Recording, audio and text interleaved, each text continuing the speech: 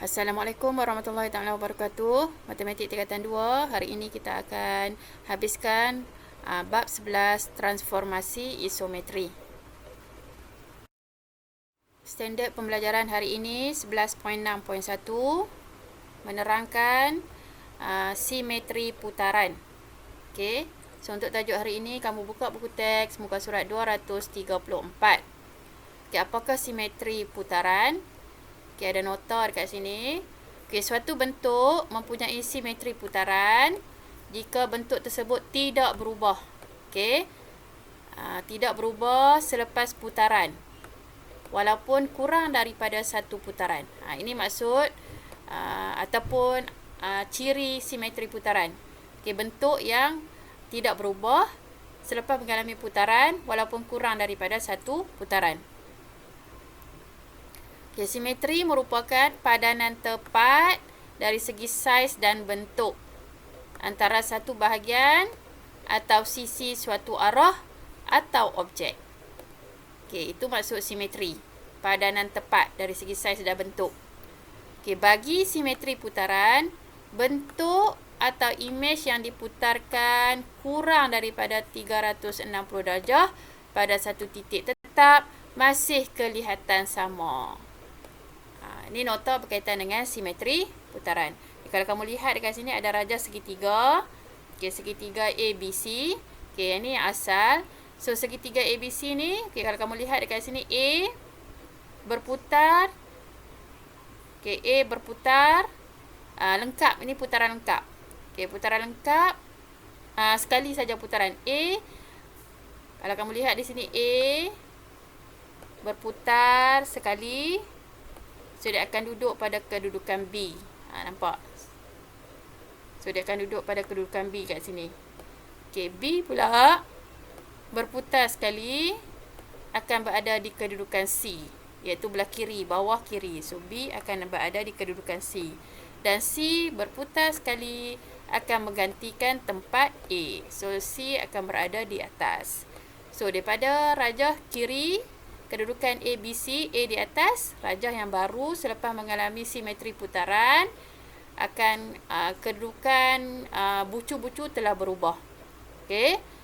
C menggantikan A menggantikan B, B menggantikan C.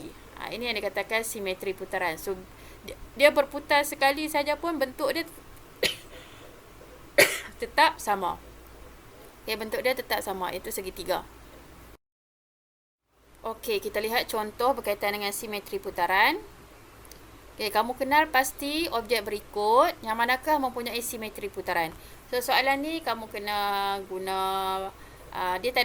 soalan ni tak ada perkiraan. Jadi dia melibatkan teknikal. So, kamu kena bayangkan. Okey, kamu bayangkan bentuk-bentuk ni apabila diputarkan. Tak kira lah putaran tu lengkap satu putaran ataupun sebahagian daripada satu putaran. So, kalau kamu lihat bentuk di rajah A, itu simbol penerbangan Mars. Okay. So, kalau kita putarkan, dia akan dapat tak bentuk yang asal. So, kalau kamu bayangkan kita putarkan, bentuk dia tak akan jadi asal. Jadi, bermakna jawapan di sini ialah soalan kena pasti objek berikut yang manakah mempunyai simetri putaran. So, kalau betul, kamu tulis ya lah. Sebab dia tak tulis perkataan apa yang kamu nak gunakan. So, kita guna perkataan tidak atau ya. So, untuk soalan A, bentuk A, rajah A ni tidak. Okey. Okay, yang seterusnya untuk rajah B. Rajah B jelas nampak. Jelas nampak ini adalah simetri putaran. So, jawapan kamu ialah ya. Okey, untuk soalan atau rajah C. Rajah C memang ini bukan simetri putaran lah. Sebab dia punya saiz dan bentuk pun dah berbeza. So, jawapan dia adalah tidak. Okey, kenal pasti sahaja. So, kamu kena guna pemikiran di luar kotak sikit lah untuk soalan-soalan bentuk yang macam ni lah. Okey. Okey, so itu sahaja untuk 11.6.1. So, kita akan sambung lagi satu standard pembelajaran 11.6.2 menentukan peringkat simetri putaran bagi suatu objek. So, untuk tajuk ni, kamu rujuk buku teks muka surat 235. Okey, nota berkaitan dengan peringkat simetri putaran. Bilangan imej yang boleh dihasilkan dalam suatu pusat putaran yang sama dan menjadi seperti objek asal adalah dinamakan peringkat simetri putaran. So, maksudnya bilangan imej yang boleh dihasilkan. Itu yang dikatakan peringkat simetri putaran. Okey, peringkat simetri putaran sama dengan, okey, so ini penting lah, peringkat simetri putaran sama. Okey, sama dengan bilangan paksi simetri bagi suatu objek. Okey, peringkat simetri putaran ialah bilangan kali sesuatu bentuk menepati dirinya sendiri dalam satu putaran lengkap. Okey, ada berapa? Ada 2 peringkat ke atau 3 peringkat? Ini mesti untuk tahu peringkat simetri putaran mesti satu putaran lengkap. Nah, baru kita tahu peringkat simetri putaran. Okey, bilangan paksi simetri, okey, yang tadilah, bilangan paksi simetri sama dengan peringkat simetri putaran. So, kena ingat baliklah paksi simetri tu apa. Paksi simetri tu apabila kita lipat, contoh kita ambil kertas A4, kita lipat, berapa tempat yang kita boleh lipat kertas A4 tu bertindan sempurna. Itu yang dikatakan simetri putaran, paksi simetri. So, paksi simetri, bilangan paksi simetri sama dengan peringkat simetri putaran. So, kalau kamu tahu bilangan paksi simetri sesuatu bentuk tu, senanglah kamu tahu jawapan untuk peringkat simetri putaran. Okey, kita teruskan dengan melihat contoh berkaitan dengan peringkat simetri putaran. Okey, tentukan peringkat simetri putaran apabila kedudukan A berada di kedudukan D. Maksudnya A berpindah ke kedudukan D. Okey, dalam rajah di sebelah. Okey, rajah sini lah. Okey, rajah sini. Kita rujuk rajah ini rajah dalam soalan. So, bermakna A berpindah ke kedudukan D. Okey, A. Dia berpindah ke tempat D. So, berapakah peringkat simetri putaran? So, kamu lihat dalam rajah ni. Daripada A, dia akan pindah ke B. Okey, ini satu peringkat. Okey, seterusnya daripada B akan pindah ke C. Okey, ini 2 peringkat. Daripada C akan pindah ke D. So, ini 3 peringkat yang ketiga. Okey, so jawapan kamu ialah berapa peringkat simetri putaran? 3 lah. 3 peringkat.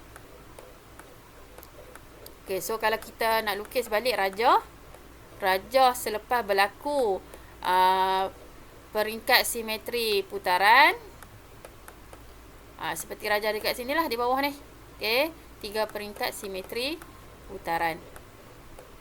So, kamu boleh lukis rajah untuk bantu untuk lengkapkan jawapan kamu. Okey, untuk lengkapkan jawapan kamu. So, kalau rajah yang baru yang inilah. Okay, kamu lihat sekarang apabila A bergerak, huruf-huruf lain pun kena bergerak lah. So, nampak dekat sini. Daripada A di atas, yang baru C pula berada di atas. Okey, diikuti dengan D. E dan A gantikan tempat D tadi. Nampak? A duduk dekat D. Okey. So, kalau kamu nak tulis dalam bentuk pergerakan huruf, so dia akan jadi A bergerak ke B. Lepas tu B akan bergerak ke C. Dan C bergerak ke D. Kedudukan yang baru untuk A ialah D. Jadi, berapa peringkat? 1. Okey, yang kedua. Yang ketiga. Inilah rajah-rajah yang boleh bantu kamu untuk menjawab soalan berkaitan dengan peringkat simetri putaran. So, kamu bolehlah guna contoh ini untuk membantu kamu menjawab soalan. Kamu tengok markah lah. Kalau markah tu 2, bermakna kamu boleh bantu jawapan kamu dengan melukis rajah pergerakan. Okey, so itu sahaja kelas kita untuk hari ini. So, kita dah selesai belajar bab 11. So, untuk hari ini saya nak kamu salin. Yang pertama, selepas kamu salin nota dan contoh, saya nak kamu salin intipati bab 11 buku teks muka surat 242. So, kamu kena salin semua dalam tu. Okey. Ambil semua balik nota intipati bab 11 muka surat 242. Okay, agak panjang lah nota dalam tu. So kalau kamu tak muat satu muka surat, kamu boleh buat 2 muka surat lah.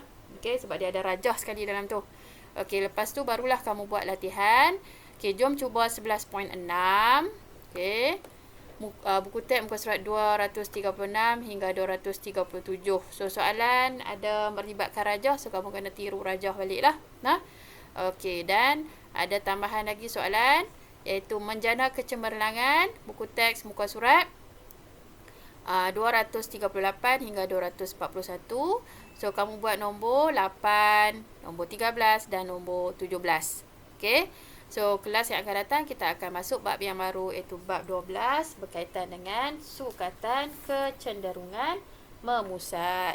Okey, so kamu gunakanlah masa yang ada, okey, untuk lengkapkan semua latihan, nota dan juga contoh berkaitan dengan bab 11. Okey, sebelum kita nak masuk bab 12. So kalau kamu tak sempat nak siapkan, kamu tolong tinggalkan beberapa muka surat lah dalam buku nota, buku panjang kamu tu, untuk kamu buat nanti soalan, apa-apa soalan ataupun nota bab 11 yang kamu belum siap. Okey, sebab nanti kita dah nak masuk bab 12 minggu hadapan. Okey, selamat belajar dan kita jumpa lagi. Assalamualaikum warahmatullahi taala wabarakatuh.